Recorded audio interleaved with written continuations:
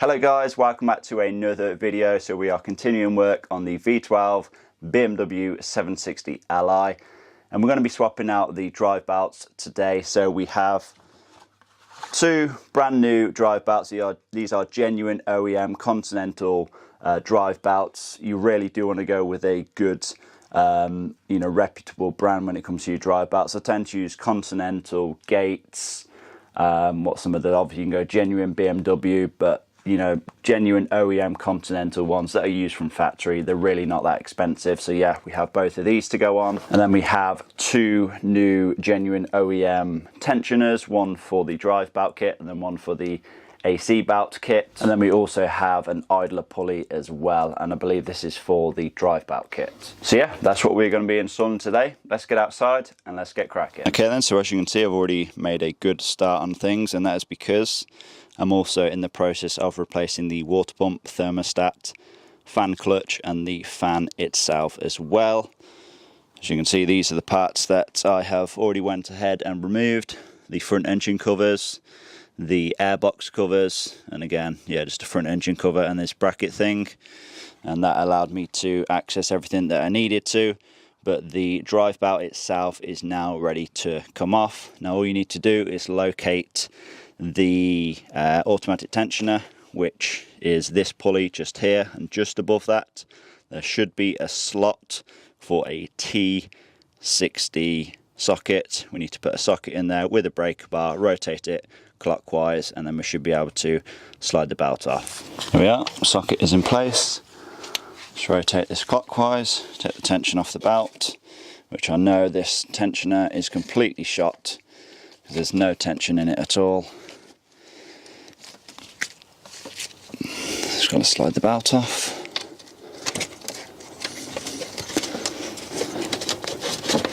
There we are. You can just take the belt off all of the pulleys.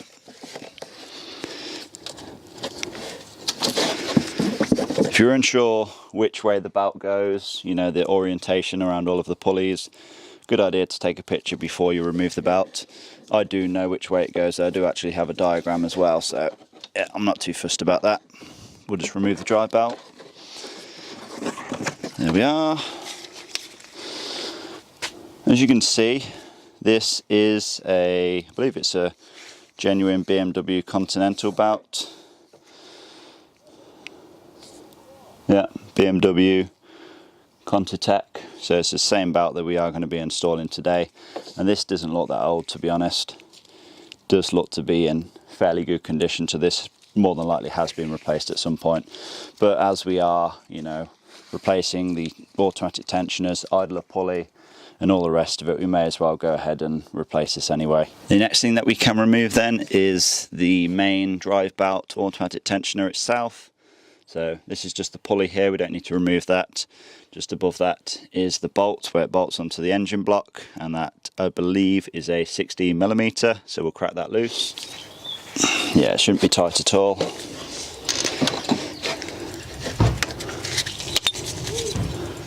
We are, there's the automatic tensioner removed. And then when it comes to the AC drive belt kit, if you have a look, that pulley just there, that is actually on the automatic tensioner. Let me see if I can see a bit better from below. So yeah, this is the automatic tensioner for the AC belt. So again, there is a slot where we can fit should be a Torque 60 again. Just rotate it clockwise, take the tension off, and yeah, just slide the belt off. Is it on? Yeah, so I've got it on the tensioner now, and the AC belt tensioner, you need to rotate it anti-clockwise, not clockwise, to take the tension off. So anti-clockwise, because the tensioner is facing the other way. So yeah, should be able to slip the belt off now. Okay, so AC belt is now removed. Again, not in terrible condition. It has got some minor cracks in it though. This could well be the original because the writing has in fact pretty much all worn off. But yeah, we have a new one of these. It's for the case of like less than £10, you may as well just go ahead and replace this. And so with the AC belt now removed, we can just remove that one. Again, should be a 16mm bolt, and this automatic tensioner can be removed. And as you can see, the AC belt automatic tensioner is now removed. We just need to remove the idler pulley now, which is located right down at the bottom of the engine, just above the power steering pump. And to remove it, you have to access it from underneath. So as you can see, power steering pump is here. This is the idler pulley itself, and it's held in by 2 bolts. Don't know how well you're going to be able to see that. Yep, there's one, and then there is another one just up there as well. And there we go then. That is the original idler pulley now removed. Like I said, just had in by 2 bolts. They're both 13mm, not very tight at all. I'd say literally 10 Newton meters for them. But yeah, there's the old idler pulley, both tensioners.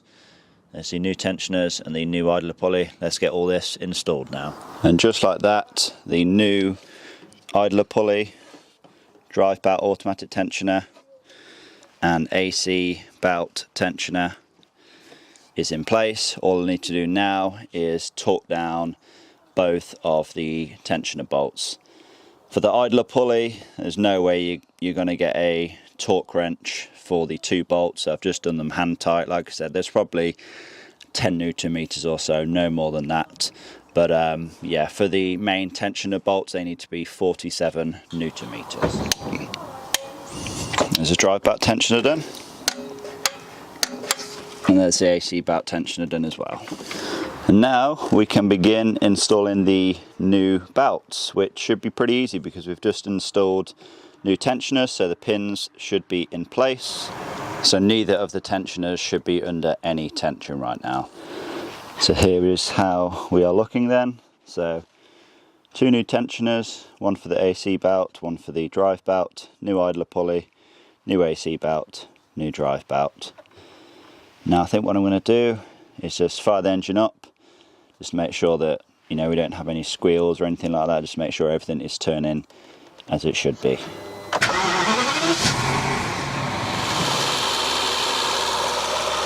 This thing is running perfect.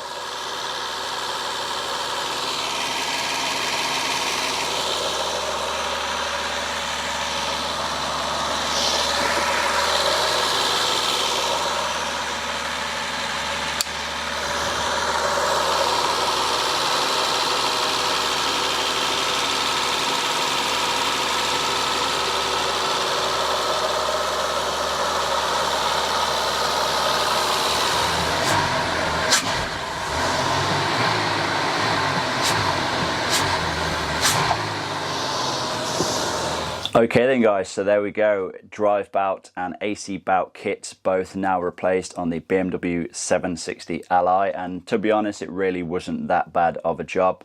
If I had to say, you know, how much time it took including disassembling, you know, the covers, the airboxes and all the rest of it, and, you know, to put everything back, I'd say 2 hours or so, and, you know, time to clean down and all the rest of it. But yeah, it really wasn't that bad of a job. And it's really something that anyone can do from home. You know, if you have basic hand tools, a socket set, some wrenches, and you can get your car up in the air to allow you to get underneath, it's really something that you can do, and it's really something that I would recommend you doing as well. It seems that the drive belt and the AC belt, they're kind of overlooked. I don't think they have an official service interval for them. I mean, me personally, I think they should be changed at least every 100,000 miles, but it seems that people just seem to keep driving and driving and driving it until they snap, and that's how you end up stranded at the side of the road. And yeah, it's obviously not good. But yeah, it's another job done anyway on this car, another engine job tackled. And yeah, in terms of like engine work, I don't think there's a whole lot left to do. I'll probably be tackling the ignition system next, so we're going to have 12 new spark plugs, 12 new ignition coils. I'll be doing the intake manifold, gaskets and all the rest of it. So yeah, expect some more fun stuff to come on the way. But yeah, like I said, another job done. This car is starting to be starting to become very, very reliable actually, and whoever owns this next are going to have a very, very decent car. But yeah, hopefully you guys have enjoyed this video. Please give it a like, leave a comment down below, subscribe if you have not already done so, and I will see you all in the next one. Peace!